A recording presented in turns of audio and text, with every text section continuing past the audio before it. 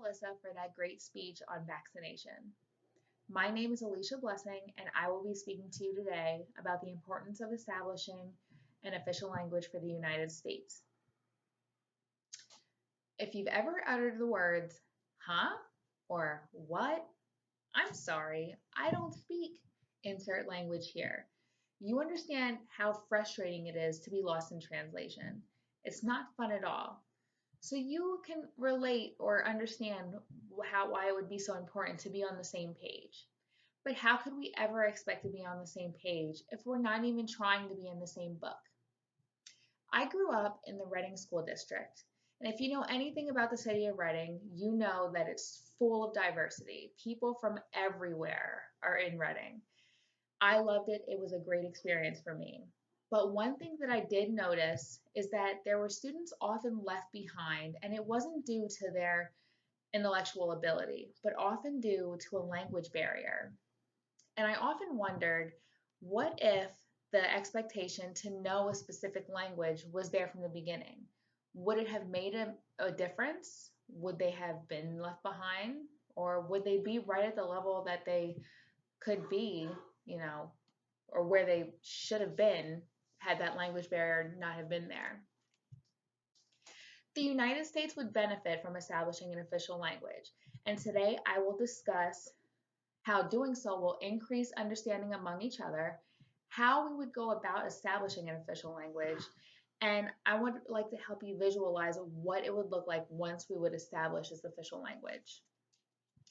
The need is apparent because not having an official language inhibits communication for people from all walks of life. For me, I decided to interview two people that work in healthcare because I'm going into healthcare myself. I talked to two nurses. The first one, his name was Trisha Lasher, and what she had to say was hospital readmission rates are high, and the language barriers make it harder to communicate with patients, and it makes it difficult to educate them on new and complicated diagnoses such as heart failure and diabetes. The second nurse that I spoke to, I actually went to school with a long time ago, and she works third shift at the hospital. Her name is Sarah Schmanik, and she has no access to a human translator. She has to use a translator service, and they use the walkie-talkies at the hospital, and they speak from around their neck. Um, and she echoed much of the same sentiments, but she said using a translator service works, but it inhibits building a good rapport with their patients, making it less likely that the patient will divulge important information about their health. So the likeliness of something going wrong is higher. It's scary to me as a future nurse to think that I can't provide the best care possible for my patient just due to something so trivial as a language barrier. If we don't solve this problem, just based on the things that I've talked about, we will continue to see kids falling behind in school, and we'll see hospital readmissions, which means hospitals won't be getting paid, which means our taxes will go up probably because they tax us for everything. So a problem only stays a problem if you don't do anything about it. So let's talk about what we're going to do. We're going to petition our government. So how are we going to do that?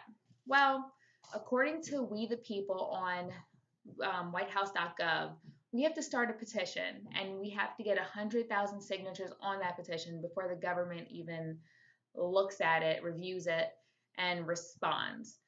So I know it doesn't seem like we're doing a lot just by doing that, but it really gets our cause in front of somebody who's kind of an agent for change, who can look at it, see it, say, hey, maybe this is something that we want to get behind, and then really push it to the forefront of somebody who can, get things in motion. So after we did a bunch of hard work petitioning, let's visualize what our nation would look like once we actually have an official language in place. Once the official language is in place, there has to be programs to educate people on or teach them how to speak the language that we declare. We can't just put something in place and not help people learn it. You're setting people up to fail that way.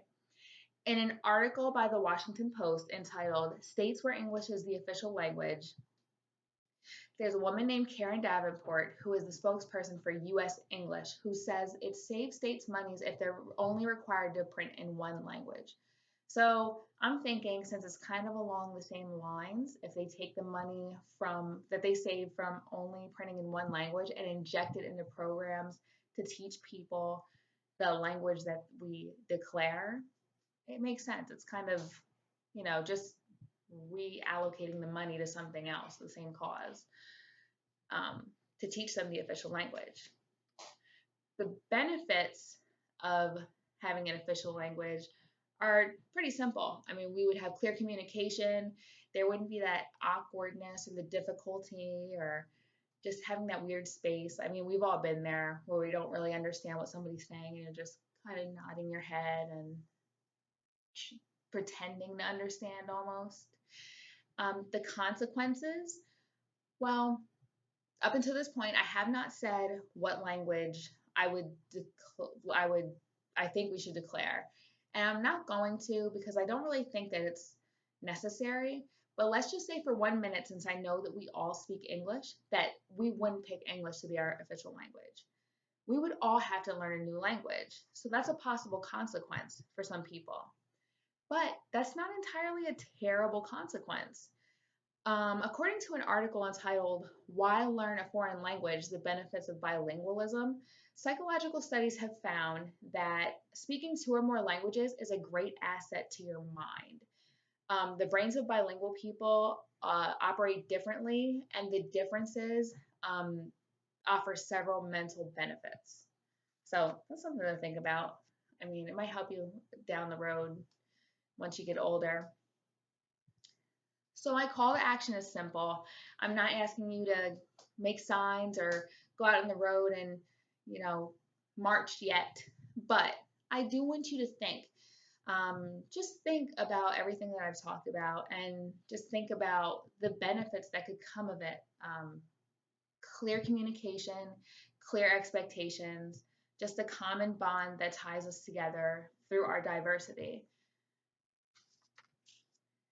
So far, we talked about the need of having an official language, how we would establish an official language, and what having an official language would look like. In closing of my speech, I would just like to say that we're a nation filled with diversity, and in the bottom of my heart, I really feel that that is what makes our country, America, great. I wouldn't want to live anywhere else. Um, So, establishing an official language, freedom of vaccination, freedom to travel abroad, and freedom of abuse for animals.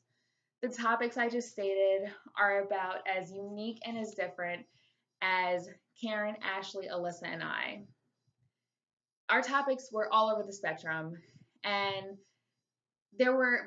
we did find two common threads that pulled us together. One was pretty obvious because it was our class topic, freedom. But the second was pretty unexpected, and it kind of unfolded as the assignment moved forward. And I thought it was pretty interesting. Passion. Passion for our topics was evident in every single one of our segments.